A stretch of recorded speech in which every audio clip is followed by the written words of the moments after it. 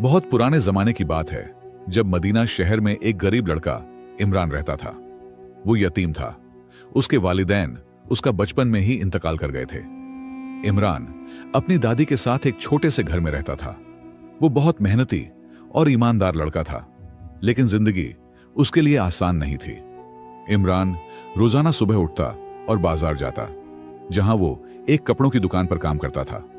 दुकान का मालिक अब्बू बकर एक सख्त मिजाज शख्स था, जो कभी इमरान की तारीफ नहीं करता था। इमरान पूरा दिन मेहनत करता, कपड़े तह करता, ग्राहकों की खिदमत करता और शाम को थका हारा घर लौटता था। इमरान की दादी अम्मी बहुत बूढ़ी हो चुकी थीं और अक्सर बीमार रहती थीं। इमरान अपनी कमाई से दवाइयां खरीदता, लेकिन पैसे हमेशा कम पड़ जाते।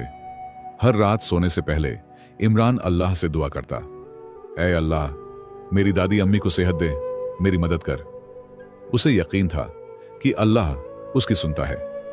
मदीना के दूसरे सिरे पर एक अमीर ताजिर फिरोज अपने बड़े महल में रहता था। उसकी बेटी जैनब बहुत खूबसूरत और ज़हीन थी, लेकिन वो बहुत अकेली थी। उसका बाप तिजारत में इतना मशगूल रहता कि उसे बेटी के लिए वक्त नहीं मिलता था। जैनब हमेशा खामोशी से अल्लाह से दुआ करती थी। एक दिन इमरान बाजार में काम कर रहा था, जब अचानक जोर की बारिश शुरू हो गई। लोग इधर उधर भागने लगे और इमरान ने देखा कि एक नकाब पोश लड़की दुकान के सामने खड़ी बारिश से बचने की कोशिश कर रही है। उसे देखकर इमरान ने अपनी पुरानी चादर निकाली और उसे पेश की। ये लीजिए, इससे आप भीगने से बचेंगी, इमरान ने शर्मीली आवाज में कहा। लड़की ने शुक्रिया अदा किया और चादर ले ली।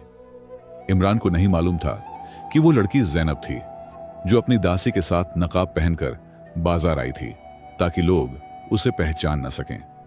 उस छोटी सी मुलाकात के बाद जैनब को इमरान की सादगी और नेक दिली ने बहुत प्रभावित किया।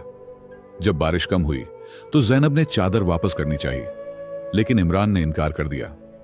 ये मेरी तरफ से तोहफा है, जैनब ने झेरलब शुक्रिया कहा और अपनी दासी के साथ लौट गई।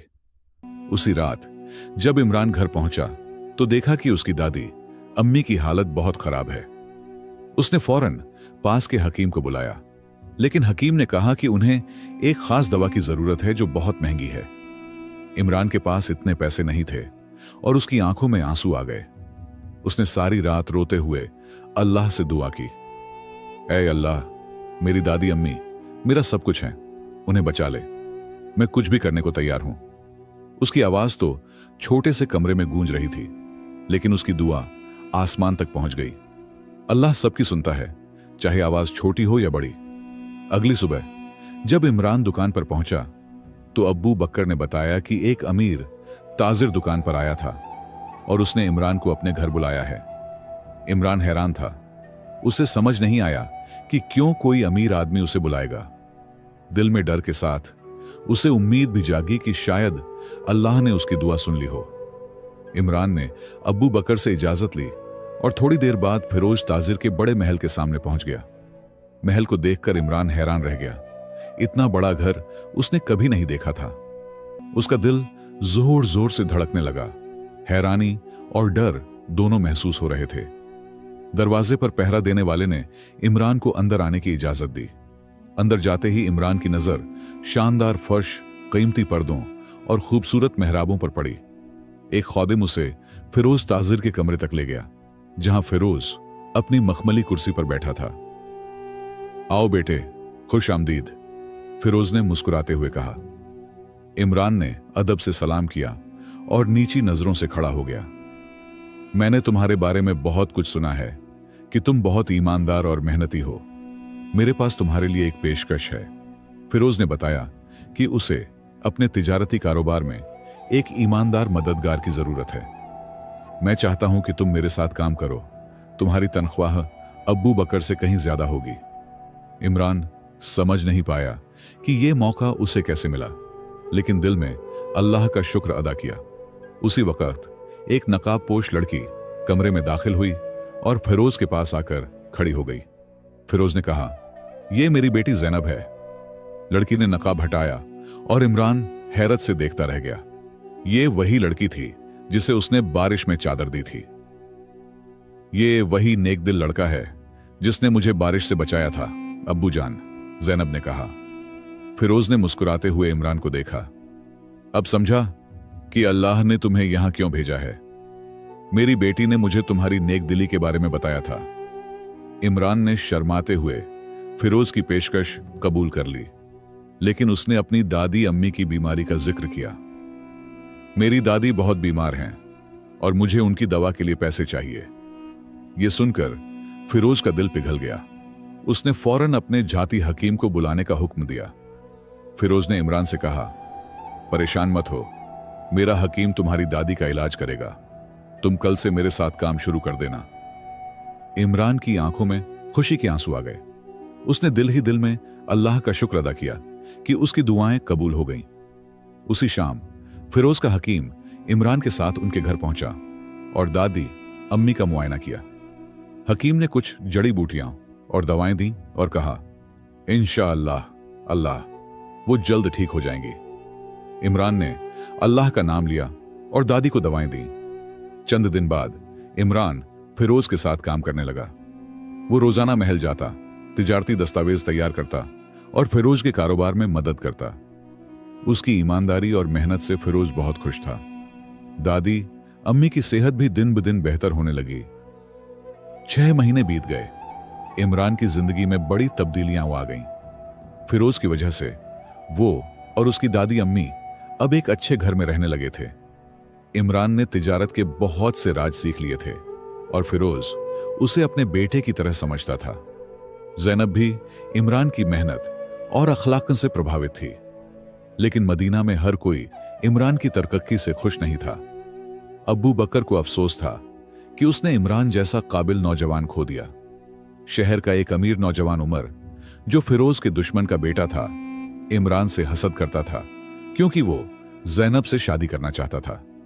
एक दिन फिरोज ने इमरान को एक अहम काम सौंपा। इमरान, मैं तुम्हें बसरा शहर भेजना चाहता हूं। वहां हमारा माल ले जाओ और वहां के ताजिरों से सौदा करो। यह इमरान के लिए बड़ा मौका था, लेकिन वो नया रास्ता था और खतरों से भरा हुआ था। इमरान ने सफर की तैयारी शुरू की। उसने दादी अम्मी से दुआएं लीं और जैनब ने उसे एक खास तावीज दिया। यह तुम्हें महफूज रखेगा, अल्लाह तुम्हारे साथ है। इमरान ने तावीज को अदब से अपने सीने से लगाया। उसके दिल में अल्लाह का शुक्र था कि उस पर इतना एतबार किया जा रहा है। जब इमरान मदीना से रवाना हुआ, उमर ने उसकी तकीब करने का मंसूबा बनाया। उसने अपने कुछ साथियों से कहा, उस गरीब लड़के को लूट लो, उसका माल छीन लो, फिर देखेंगे फिरोज उसे कितना करीब रखता है। उमर के दिल में नफरत का जहर भर गया था। इमरान कारवां के साथ सहरा से गुजर रहा था। रात के वक्त जब सब सो रहे थे, इमरान ने चंद आदमियों को छिपते देखा। उसके दिल में डर पैदा हुआ, लेकिन उसने फौरन अल्लाह से दुआ की, या अल्लाह, मुझे और मेरे साथियों को महफूज रखना, तेरी हिफाजत में हूं मैं। अचानक रात की खामोशी टूटी और चंद डाकू कारवां पर हमला और हुए। उनमें उमर भी शामिल था, मगर उसने अपना चेहरा छिपा रखा था। इमरान ने बहादुरी से मुकाबला किया, लेकिन वो ज्यादा थे। जल्द ही इमरान को पकड़ लिया गया और उमर ने उसे एक गहरी खाई में फेंक दिया। तुम्हारी हिम्मत कैसे हुई मेरी जगह लेने की? उमर ने चिल्लाते हुए कहा जब वो खाई में इमरान के पास पहुंचा। इमरान जख्मी था, लेकिन अभी भी होश में था। मैंने किसी की जगह नहीं ली, मैं सिर्फ मेहनत कर रहा हूं और अल्लाह का शुक्र अदा करता हूं। उमर ने हकारत से कहा, देखेंगे तुम्हारा अल्लाह तुम्हें कैसे बचाता है। वो खाई से निकल गया और इमरान को वहीं जख्मी छोड़ दिया। इमरान की आंखें बंद होने लगीं, लेकिन उसने अपना ईमान नहीं खोया। उसने धीमी आवाज में दुआ की, या अल्लाह, तू सबकी सुनता है। उसी वक्त एक बदू कबीले का एक चरवाहा अपनी भेड़ों के साथ उस रास्ते से गुजर रहा था। उसने जख्मी इमरान की आहें सुनी और फौरन खाई में उतर गया। या अल्लाह, ये तो कोई जख्मी मुसाफिर है। चरवाहे ने इमरान को अपने कंधों पर उठाया और अपने खेमे की तरफ ले गया। इमरान की दुआ सुन ली गई थी। चरवाहा, जिसका नाम अली था, इमरान को अपने कबीले में ले गया। कबीले के बुजुर्ग ने इमरान के जख्मों पर मरहम लगाया और उसे आराम करने को कहा। कई दिन तक इमरान बेहोशी की हालत में रहा, लेकिन कबीले वाले उसकी देखभाल करते रहे। वे नहीं जानते थे कि यह कौन है। मदीना में फिरोज को खबर मिली कि कारवां पर हमला हुआ है और इमरान लापता है। इस खबर ने फिरोज और जैनब को सदमा पहुंचाया। मैंने उसे अपना बेटा समझा था, फिरोज ने आह भरी। जैनब रात भर रोती रही और अल्लाह से इमरान की सलामती की दुआ करती रही। दूसरी तरफ उमर ने कारवां से लूटा हुआ माल छिपा दिया और मदीना वापस आ गया। वह अब फिरोज के कारोबार को नुकसान पहुंचाने की साजिश रचा रहा था। इमरान के बाद अब मैं फिरोज को तबाह करूंगा, फिर जैनब मेरी होगी, उमर ने अपने साथियों से कहा। इमरान की दादी अम्मी को जब अपने पोते की खबर मिली तो वह बहुत परेशान हुई, लेकिन उन्होंने हिम्मत नहीं हारी। मेरा बेटा जरूर जिंदा है, अल्लाह उसकी हिफाजत कर रहा है। वह दिन रात दुआएं करती रहीं। उनका ईमान कभी नहीं डगमगाया। बदू कबीले में इमरान धीरे धीरे स्वस्थ होने लगा। जब वह होश में आया तो अली से उसकी मुलाकात हुई। तुमने मेरी जान बचाई, मैं तुम्हारा शुक्रगुजार हूं, इमरान ने कहा। अली ने मुस्कुराते हुए जवाब दिया, शुक्र तो अल्लाह का करो, उसी ने मुझे तुम्हारी मदद के लिए भेजा। इमरान ने अली और कबीले के बुजुर्ग को अपनी पूरी कहानी सुनाई कि वह कौन है और कैसे उस पर हमला हुआ। बुजुर्ग ने गौर से सुना और कहा, बेटा, अल्लाह ने तुम्हें बचाया है, इसका मतलब है कि तुम्हारी जिंदगी में कुछ खास मकसद है।